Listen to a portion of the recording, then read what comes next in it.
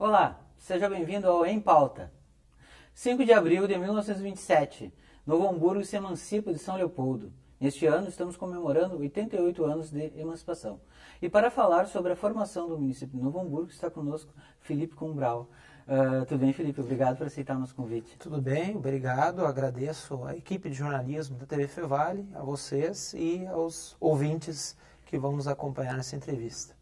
Felipe, quais foram as principais transformações em Novo Hamburgo após se emancipar de São Leopoldo, lá em 1927? Quando o Novo Hamburgo começou esse processo, um período de bastante dificuldade, muitas lutas, para que então conseguisse a emancipação, como você disse, em 5 de abril de 27, e um período de transformações em que os recursos eles estiveram muito mais próximos, muito mais locais, no sentido de que ficavam aqui, poderia se utilizar, e se utilizou, a construção de novas estradas, de calçamentos de ruas e construções públicas, praças, que Novo Hamburgo não tinha essa assistência tal quanto necessitava, tal quanto precisava da cidade de São Leopoldo, quando era então o segundo distrito.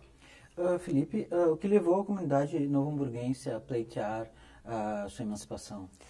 Já no final do século XIX, ali pelos anos de 1895, aquele período, algumas pessoas, então, procurando essa emancipação. Por quê? Porque os recursos iam para os cofres de São Leopoldo e não voltavam aqui em serviços. E eram pontes que precisavam ser reparadas, construídas, necessidades que não eram atingidas por parte do poder público leopoldense. Então, um grupo de empresários, porque naquela época nós tínhamos uma situação muito diferente dos dias atuais, em que para votar e para também receber votos, você precisava ter um certo recurso, uma situação financeira maior, declarada, e também essas lideranças elas eram ligadas, na época, praticamente às indústrias. Nós fomos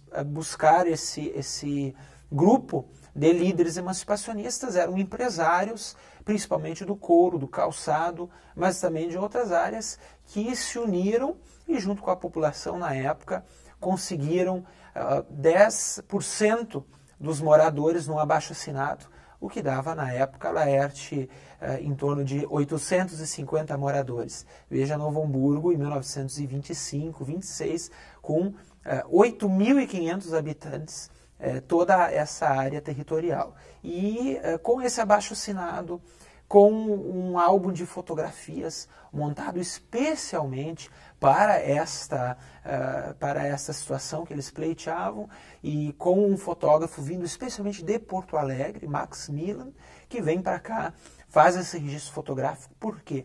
Para mostrar não só essa demanda dos empresários, da população, e também para mostrar a pujança dessa terra, que tinha 5 bancos, veja, um distrito com 5 bancos, e outras indústrias, já outras capelas, paróquias. Então, mostrar esse crescimento que era natural, que precisava ter essa emancipação. Eu estou errado, mas eu li que a CE é de 1920, antes da emancipação da cidade, então é muito unida. Instituições que já surgiram muito antes, quando não, por exemplo, as instituições educacionais, você pega o Colégio Pindorama, a Fundação Evangélica, você tem o Colégio Santa Catarina, o Colégio São Jacó, que hoje é o Pio XII, a ação dos maristas nessa área, mas naquela época com o Colégio São Jacó, você vê que quantas instituições, a maioria delas, dessas mais antigas,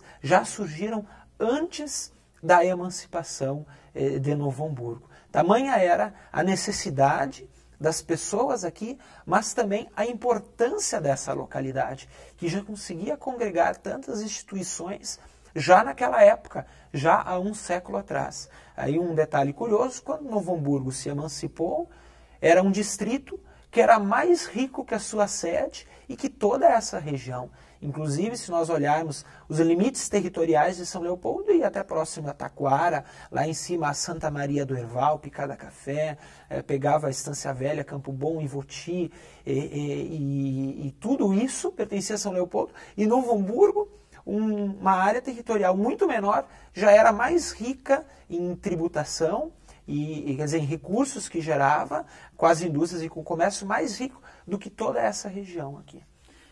Eu li no teu livro que foram feitos 3 requerimentos para São Leopoldo, que não teve resposta, só então foram direto ao Borges de Medeiros para... Sim, a Câmara Leopoldense e o Poder Executivo, na época, a Câmara chamada, então, vamos dizer, a Prefeitura da Intendência e a Câmara não desejando, então, que Novo Hamburgo se emancipasse. E aí um dos representantes, um dos conselheiros municipais, a Câmara, então, na época, como um conselho municipal, o nome que era dado, Pedro Adams Filho, até se desliga como conselheiro por não aceitar esse entrave. Aí levam isso ao governador, mais de uma vez, como você disse, e como descrevi nessa obra, Novo Hamburgo, da Fundação Emancipação Política, e eles, então, entregam tudo isso ao governador até que ele faz, então, o decreto, chamado aqui pelos hamburguenses como Decreto de Ouro,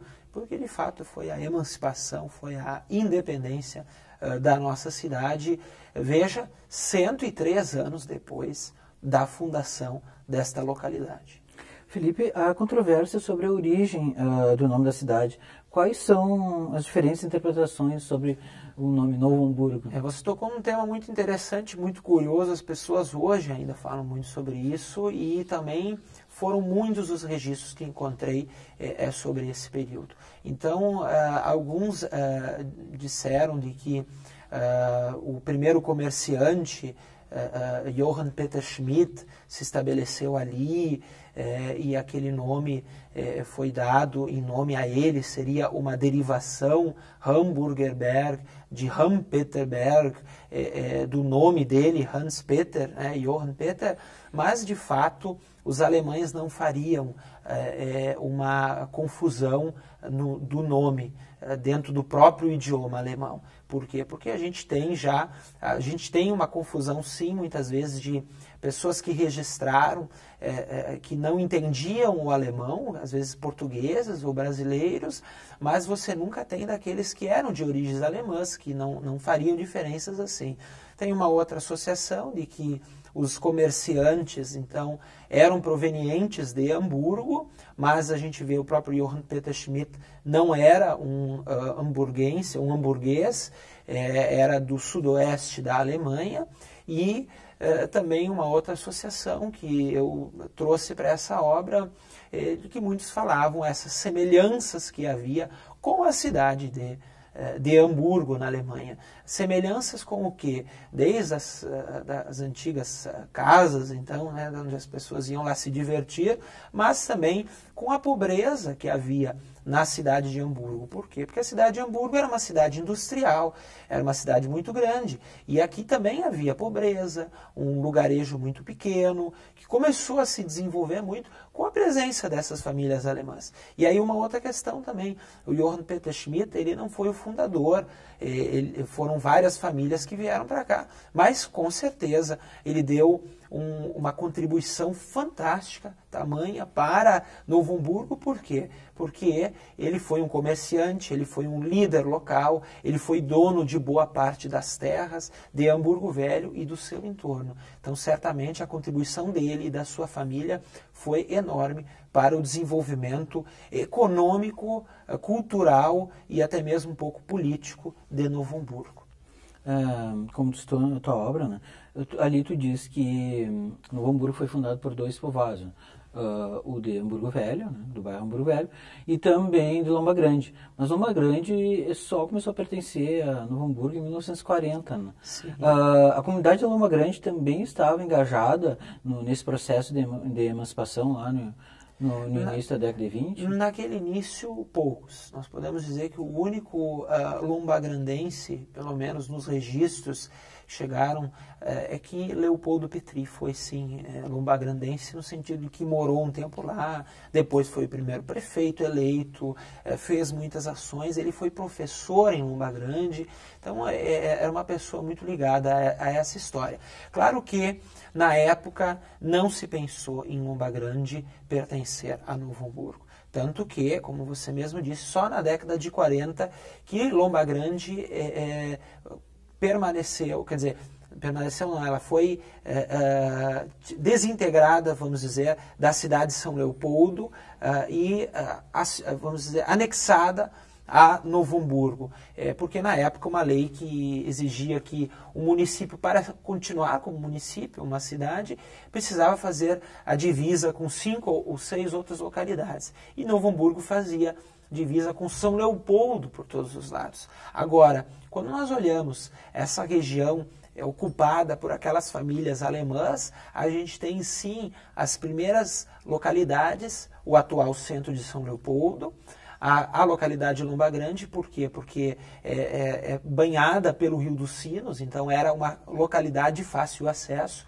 E nós temos Hamburgerberg, ou Hamburgberg, o povoado que hoje é Hamburgo Velho, o bairro de Hamburgo Velho, todos se formando naquele mesmo período. Inclusive uma região do bairro Rondônia, conhecida até hoje como Wiesenthal, e até a região do Parque Floresta Imperial, já naquela época foi ocupada por muitas dessas famílias que chegaram naquele início. Então, quando eu falo de Lomba Grande, é também, uma certa forma, reconhecermos como hamburguenses a importância da localidade de Lomba Grande, deste bairro, a importância desde lá do início, desde a fundação dessas localidades todas.